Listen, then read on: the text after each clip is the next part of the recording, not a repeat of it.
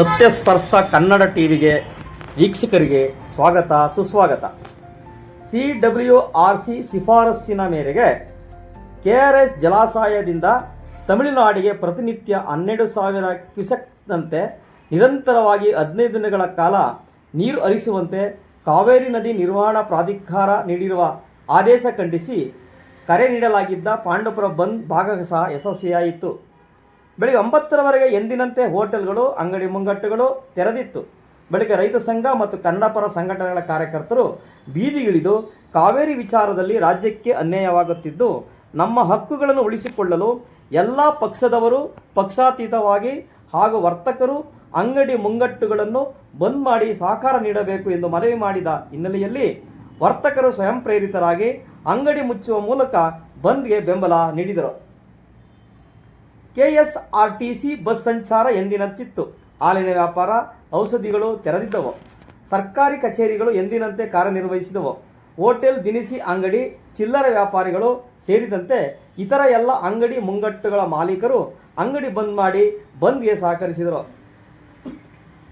ಕಾವೇರಿ ಹೋರಾಟಕ್ಕೆ ವಿದ್ಯಾರ್ಥಿಗಳು ಬೆಂಬಲ. ಪಟ್ಟಣದ ವಿವಿಧ ಸರ್ಕಾರಿ ಮತ್ತು ಖಾಸಗಿ ಶಾಲೆ ಕಾಲೇಜುಗಳ ವಿದ್ಯಾರ್ಥಿಗಳು ಕಾಲೇಜು ಬಹಿಷ್ಕರಿಸಿ ಪಾಂಡವಪುರ ಬಂದ್ ಹಾಗೂ ಕಾವೇರಿ ಹೋರಾಟಕ್ಕೆ ಬೆಂಬಲ ನೀಡಿ ಪ್ರತಿಭಟನೆಯಲ್ಲಿ ಭಾಗವಹಿಸಿದ್ದರು. ಪಟ್ಟಣದ ಪ್ರಮುಖ ಬೀದಿಗಳಲ್ಲಿ ಸಾಲುಗಟ್ಟಿ ಸಂಚರಿಸಿದ ವಿದ್ಯಾರ್ಥಿಗಳು ಕಾವೇರಿ ನಮ್ಮದು ಎಂದು ಘೋಷಣೆ ಕೂಗುವ ಮೂಲಕ ಕಾವೇರಿ ನದಿ ನೀರು ನಿರ್ವಹಣಾ ಪ್ರಾಧಿಕಾರದ ಆದೇಶವನ್ನು ವಿರೋಧಿಸಿದರು. ಪ್ರತಿಭಟನೆಯಲ್ಲಿ ವಿದ್ಯಾರ್ಥಿನಿಯರು ಹೆಚ್ಚಿನ ಸಂಖ್ಯೆಯಲ್ಲಿ ಭಾಗವಹಿಸಿದ್ದು ವಿಶೇಷವಾಗಿತ್ತು. ಬಳಿಕ ರೈತ ಸಂಘದ ಮುಖಂಡ ನೇತೃತ್ವದಲ್ಲಿ ಪಟ್ಟಣದ 5 ದೀಪ ವೃತ್ತದ ಬಳಿ ಜಮಾವಣೆಗೊಂಡ ವಿದ್ಯಾರ್ಥಿಗಳು ಸುಮಾರು ಅರ್ಧ ತಾಸು ಶ್ರೀರಂಗಪಟ್ಟಣ ಜೇವರ್ಗಿ ರಾಷ್ಟ್ರೀಯ ಹೆದ್ದಾರಿಯಲ್ಲಿ ವಾಹನ ಸಂಚಾರ ತಡೆದು ಪ್ರತಿಭಟನೆ ನಡೆಸಿದರು. ಇದಕ್ಕೂ ಮುನ್ನ ಬಂದ್ಗೆ ಸಹಕರಿಸುವಂತೆ ವಿವಿಧ ಶಾಲಾ ಕಾಲೇಜುಗಳ ಬಳಿಗೆ ಪ್ರತಿಭಟನಾಕಾರರು ತೆರಳಿ ವಿದ್ಯಾರ್ಥಿಗಳನ್ನು ಹೊರಗಡೆ ಬಿಡಿಸಲು ಮುಂದಾದ ವೇಳೆ ವಿಜಯ ಕಾಲೇಜು ಪ್ರಾಂಶುಪಾಲ ಡಾಕ್ಟರ್ NK ವೆಂಕಟೇಗೌಡ ಹಾಗೂ ಪ್ರತಿಭಟನಾಕಾರರ ನಡುವೆ ಕೆಲಕಾಲ ಮಾತಿನ ಚಕಮಕಿ ನಡೆಯಿತು. ಪೊಲೀಸರು ಮಧ್ಯ ಪ್ರವೇಶಿಸಿ ಪರಿಸ್ಥಿತಿ ತಿಳಿಗೊಳಿಸಿದರು. ಈ ವೇಳೆ ರೈತ ಸಂಘ ಜಿಲ್ಲಾಧ್ಯಕ್ಷ AL ಕೆಂಪೇಗೌಡ ಮಾತನಾಡಿ, ಕಾವೇರಿ ನದಿ ನೀರು ಹಂಚಿಕೆ ವಿಚಾರದಲ್ಲಿ ರಾಜ್ಯಕ್ಕೆ ಬಹಳ ಹಿಂದಿನಿಂದಲೂ ಅನ್ಯಾಯವಾಗುತ್ತಲೇ ಇದೆ. ಇದನ್ನು ಪ್ರಶ್ನೆ ಮಾಡುವ ದಿಟ್ಟ ರಾಜಕಾರಣಿ ನಮ್ಮಲ್ಲಿ ಇಲ್ಲವಾಗಿದ್ದಾರೆ. ನೀರು ಸಂಗ್ರಹವಿದ್ದಾಗ 2 ರಾಜ್ಯಗಳು ಎಷ್ಟು ಪ್ರಮಾಣದ ನೀರು ಹಂಚಿಕೆ ಮಾಡಿಕೊಳ್ಳಬೇಕು ಎಂಬುದನ್ನು ತಜ್ಞರು ನಿರ್ಧರಿಸಿದ್ದಾರೆ. ಮಳೆ ಇಲ್ಲದೆ ಜಲಾಶಯಗಳಲ್ಲಿ ನೀರಿನ ಸಂಗ್ರಹವಿಲ್ಲದಾಗ ಏನು ಮಾಡಬೇಕು ಎಂದು ತಿಳಿಸಿಲ್ಲ. ಈ ವಿಚಾರ ಚರ್ಚೆಯಾದರೆ ಸಮಸ್ಯೆ ಬಗೆಹರಿಯುತ್ತದೆ ಎಂದು ಹೇಳಿದರು. ವಿದ್ಯಾರ್ಥಿಗಳು ಕಾವೇರಿ ಹೋರಾಟಕ್ಕೆ ಬೆಂಬಲ ನೀಡಿರುವುದು ತುಂಬಾ ಸಂತೋಷ ವಿಷಯ. ವಿದ್ಯಾರ್ಥಿಗಳು ಓದಿನ ಜೊತೆಗೆ ನಮ್ಮ KRS ಅಣೆಕಟ್ಟು, ಹೇಮಾವತಿ ಜಲಾಶಯ, ಆರಂಗಿ ಮತ್ತು ಕಬಿನಿ ಅಣೆಕಟ್ಟುಗಳಲ್ಲಿ ಎಷ್ಟು ನೀರು ಸಂಗ್ರಹವಾಗುತ್ತದೆ ಎಂಬುದನ್ನು ತಿಳಿದುಕೊಳ್ಳುವಂತ ವಿದ್ಯಾರ್ಥಿಗಳಿಗೆ ಕಿವಿ ಮಾತು ಹೇಳಿದರು. ರೈತ ಸಂಘ ತಾಲೂಕು ಅಧ್ಯಕ್ಷ YT ಮಂಜುನಾಥ್ ಮಾತನಾಡಿ, ರಾಜ್ಯದಲ್ಲಿ ಮಳೆ ಬೀಳುವ ಪ್ರಮಾಣ ಕುಸಿದಿದೆ. ಜಲಾಶಯಗಳಲ್ಲಿ ಅಗತ್ಯಕ್ಕೆ ನೀರಿನ ಲಭ್ಯವಿಲ್ಲ. ಆದರೂ CWRC ಪ್ರತಿನಿತ್ಯ 12,000 ನೀರು ಹರಿಸುವಂತೆ ಆದೇಶಿಸುವ ಮೂಲಕ ರಾಜ್ಯದ ಜನರಿಗೆ ದ್ರೋಹ ಬಗೆದಿದೆ. ನಿರ್ವಹಣಾ ಪ್ರಾಧಿಕಾರ ಆದೇಶ ನೀಡುವ ವಾಸ್ತವ ಸ್ಥಿತಿಯನ್ನು ಅರಿತುಕೊಳ್ಳಬೇಕು. ಜಲಾಶಯದಲ್ಲಿ ಲಭ್ಯವಿರುವ 30 TMC ನೀರಿನಲ್ಲಿ ತಮಿಳುನಾಡಿಗೆ 16 TMC ನೀರು ಬಿಟ್ಟರೆ ನಮಗೆ ಕುಡಿಯಲು ನೀರು ಸಿಗುವುದಿಲ್ಲ. ಇದು ಅವೈಜ್ಞಾನಿಕವಾದ ಮತ್ತು ಏಕಪಕ್ಷೀಯವಾದ ಆದೇಶವಾಗಿದೆ. ಇದನ್ನು ಮತ್ತೊಮ್ಮೆ ಪರಿಶೀಲಿಸಬೇಕು ಎಂದರು. ಪ್ರತಿಭಟನೆಯಲ್ಲಿ ತಾಲೂಕು ರೈತ ಸಂಘ ಕಾರ್ಯದರ್ಶಿಗಳಾದ YG ರಘು, ಡಾಮಡಳ್ಳಿ ಅಶೋಕ, ಶರತ್, ಬೇವನಕುಪ್ಪೆ ಅನಿಲ್, ನಾಗರಾಜು, ಬಿಜೆಪಿ ಮುಖಂಡ HN ಮಂಜುನಾಥ್, ರೈತ ಸಂಘದ ಮುಖಂಡರಾದ Mudaliar Venkatesh, DK Deve Gowda, HL Muralidhar, Hiremarali Shivakumar, ಕಾಳೇಗೌಡನ ಕೊಪ್ಪಲು Venkatesh, TS ಆಳಯ್ಯ, Hosakote Suresh, Janata ಭಂಡಾರ ರಾಮಕೃಷ್ಣೇಗೌಡ, KRS ಪಕ್ಷದ ಶಾಂತಿ ಪ್ರಸಾದ್, ಯೋಗೇಶ್ ಇತರರು ಇದ್ದರು.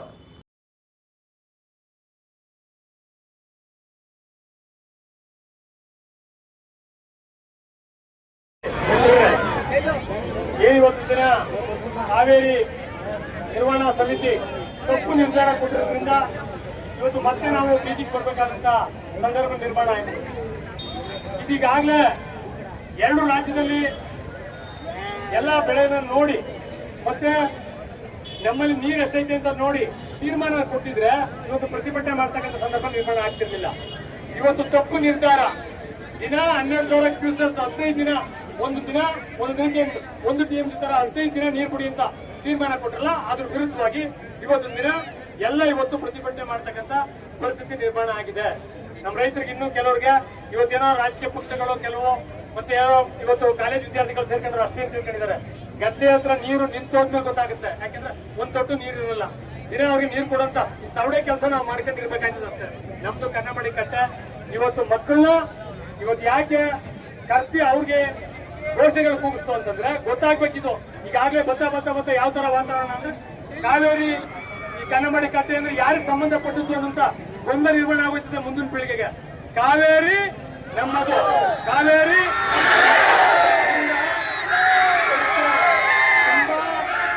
ತುಂಬಾ ಶಾಂತಿಯುತವಾಗಿ ಇವತ್ತು ಒಳ್ಳೆ ವ್ಯವಸ್ಥಿತವಾಗಿ ಸರ್ಕಾರಕ್ಕೆ ಗಮನ ತರ್ತಕ್ಕಂಥ ಕೆಲಸನ ನಾವು ಮಾಡಿದ್ದೀವಿ.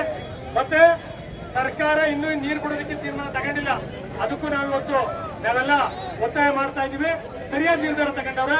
ಇವತ್ತು ಸರ್ಕಾರಕ್ಕೆ ನಾವೆಲ್ಲ ಬೆಂಬಲವಾಗಿ ನಿಂತ್ಕೊಳ್ತೀವಿ. ಯಾಕೆ ಅಂತಂದ್ರೆ ನೀರನ್ನ ಅವ್ರು ಹೇಳಿದ್ರು ಒಂದಾಕ್ಷಣಕ್ಕೆ ನೀರು ಕೊಟ್ಟಿಲ್ಲ, ಮೇಲ್ಮನವಿಗೆ ಹೋಗ್ತೀವಿ ಅಂತ ಹೇಳಿದ್ದಾರೆ. ಅವರು ಯಾವುದೇ ಕಾರಣಕ್ಕೂ ಏನ್ ತೀರ್ಮಾನ ತಗೊಂಡ್ರು ರೈತರ ಪರವಾಗಿ ಸರ್ಕಾರಕ್ಕೆ ಅವ್ರ ಜೊತೆ ನಾವಿರ್ತೀವಿ ಅಂತ ಈ ಮೂಲಕ ಒತ್ತಾಯ ಮಾಡ್ತಾ ಈ ಒಂದು ಹೋರಾಟದಲ್ಲಿ ಶಾಂತಿಯುತವಾಗಿ ಪ್ರತಿಭಟಿಸಿದ್ರಿ.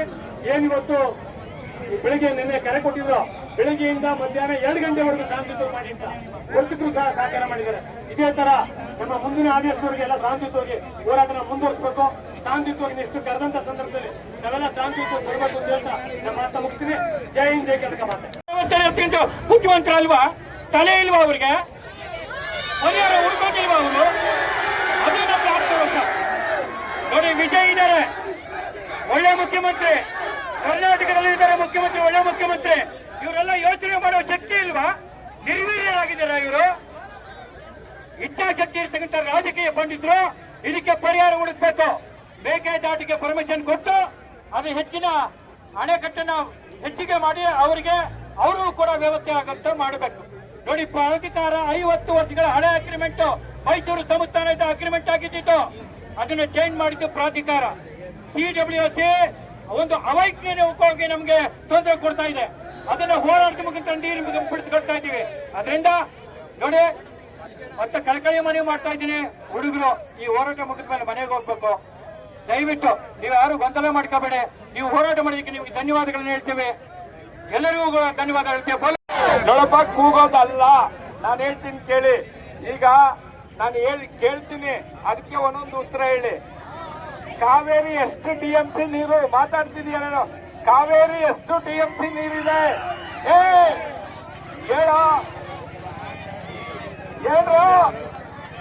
ನೋಡಪ್ಪ, ಮಾತಾಡ್ಬೇಡಿ. ಕಾವೇರಿ 49.7 TMC ನಮ್ ಕನ್ನಂಬಾಡಿ ಕಟ್ಟೆ. ಆಮೇಲೆ ಹೇಮಾವತಿ TMC, ಆರಂಗಿ ಅಲ್ಲ ಗೊತ್ತಾಗ್ಬೇಕು ಹೆಂಗೆಂಗೋ. ಅದಕ್ಕೋಸ್ಕರ ನಿಮ್ಗೆಲ್ಲ ಗೊತ್ತಾಗ್ಬೇಕು. ಇವತ್ತು ಈ ಚಳುವಳಿಗೆ ಬಂದಿರೋದಕ್ಕೆ ನಿಮ್ಗೆಲ್ಲ ಅಭಿನಂದನೆಯನ್ನ ನಾವು ಸಲ್ಲಿಸ್ತೀವಿ. ಅದೇ ರೀತಿ ಈ ವ್ಯವಸ್ಥೆನ ನೀವು ನೋಡ್ಕೋಬೇಕು. ನಾವು ಯಾತಕ್ಕೆ ನೀರು ಕೇಳಬೇಕು, ನಮ್ಗೆ ನೀರು ಏನು ಒಪ್ಪಂದ ಆಗೈತೆ, ಯಾವ ರೀತಿ ಸರ್ಕಾರಗಳು ನಡ್ಕೋಬೇಕು ಅಂತ. ಸರ್ಕಾರ ಏನ್ ಮಾಡ್ತು, ನೀರು ಜಾಸ್ತಿ ಬಂದಾಗ ಹಂಚ್ಕೊಳ್ಳೋ ಸೂತ್ರನ ಕಂಡುಹಿಡಿತು, ನೀರೇ ಇಲ್ದೋದಾಗ ಹಂಚೋ ಸೂತ್ರನ ಕಂಡುಹಿಡಿಲಿಲ್ಲ. ಅದು ನಮ್ಗೆ ತಪ್ಪಾಗಿರೋದು. ಸರ್ಕಾರ ಅಥವಾ ನ್ಯಾಯಾಲಯ ಅಲ್ಲಿ ಎಡುತ್ತೋ. ಅದಕ್ಕೋಸ್ಕರ ಏನಿವತ್ತು ನೀವು ಹೋರಾಟಕ್ಕೆ ಬಂದಿದ್ದೀರಿ, ನಿಮ್ಗೆಲ್ಲ ನಾವು ಅಭಿನಂದನೆ ಸಲ್ಲಿಸ್ತೀವಿ. ಈ ಹೋರಾಟ ಹಿಂಗೆ ನಿರಂತರವಾಗಿರಲಿ. ನಮ್ಮ ಗಾಂಧಿ ಏನ್ ಹೇಳ್ಕೊಟ್ರು, ಅಹಿಂಸಾ ಮಾರ್ಗದಲ್ಲೇ ನಾವು ಹೋರಾಟನ ಮಾಡಿದ್ರೆ ಸಕ್ಸಸ್ ಕಾಣೋದು. ನಿಮ್ಗೆಲ್ಲ ಅಭಿನಂದನೆಯನ್ನ ಸಲ್ಲಿಸ್ತಾ ಈ ಕಾರ್ಯಕ್ರಮನ ಮುಕ್ತಾಯಿವಿ. ನಿಮ್ಗೆ ಮತ್ತೊಮ್ಮೆ ಅಭಿನಂದನೆಗಳು. ಏನು ಇವತ್ತು ಪ್ರತಿಭಟನೆಯಲ್ಲಿ ಭಾಗಿಯಾದಂತ ಎಲ್ಲ ರಕ್ಷಣಾ ಇಲಾಖೆಗಳಾಗ್ಬೋದು, ಪತ್ರಕರ್ತರಾಗ್ಬೋದು, ಎಲ್ಲ ಜನಪರ ಸಂಘಟನೆ ಎಲ್ಲ ಹೋರಾಟಗಾರರಿಗೂ ಕೂಡ ತಾಲೂಕು ರೈತ ಸಂಘದ ಪರವಾಗಿ ತುಂಬ ಧನ್ಯವಾದಗಳು. ಕರ್ನಾಟಕ ರಾಜ್ಯ ರೈತ ಸಂಘಕ್ಕೆ, ಕರ್ನಾಟಕ ರಾಜ್ಯ ರೈತ ಸಂಘಕ್ಕೆ, ಕಾವೇರಿ ನೀರು ಹೋರಾಟಕ್ಕೆ.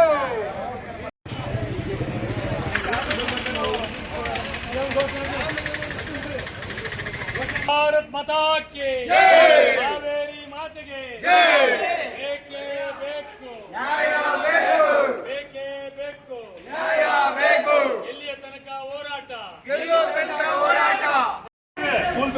ಆಯ್ತವೆಲ್ಲ ಕಾನೂನೇ ಅಲ್ಲಿ ಕಾನೂನೇ ನಮ್ಮ ಹತ್ರ ಕಾನೂನು ಕೇಳ್ತೀವಿ. ಕಾನೂನು ನಾನು ಕೇಳ್ತಾರೆ ಹೋರಾಟಗಾರರು ನೆಟ್ಕೊಳ್ಬೇಕಲ್ಲ, ಹೋರಾಟ ಬಂದಿದ್ದೀವಲ್ಲ.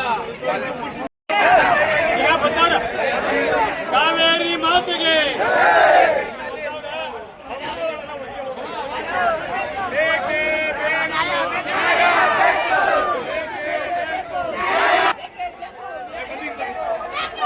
ಇವ್ರು ಬರ್ಕೊಂಡತೆ ಕಾನೂನು, ಇವ್ರು ಬರ್ದತೆ ಸ್ಕೂಲು ಕಾಲೇಜ್ಗಳು ಆಗ್ಬಿಟ್ಟೈತೆ. ಮಾತಾಡ್ತಾರೆ ಹಂಗೆ.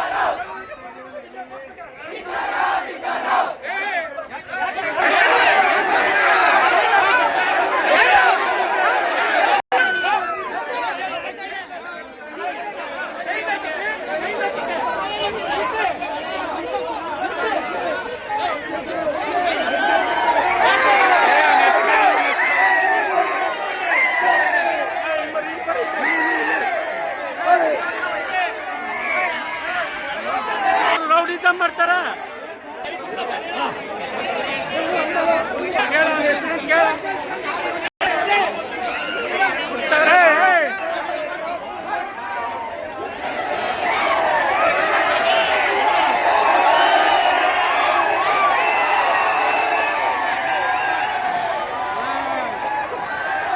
ಎಲ್ಲ ಬಂದ್ರಪ್ಪ.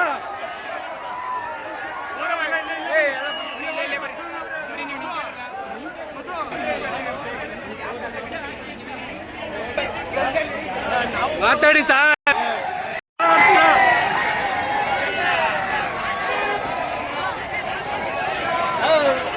ಒಂದಕ್ಕೆ ಸ್ಪಂದನೆ ಕೊಟ್ಟು ಕಳಿಸ್ಬೇಕು. ಮಾತಾಡ್ಬಿಟ್ಟು ಯಾಕೆ ಬಂದವ್ರೆ, ಏನಕ್ಕೆ ಬಂದವ್ರೆ ಕೇಳ್ಬೇಕು ಕೂಲಾಗಿ.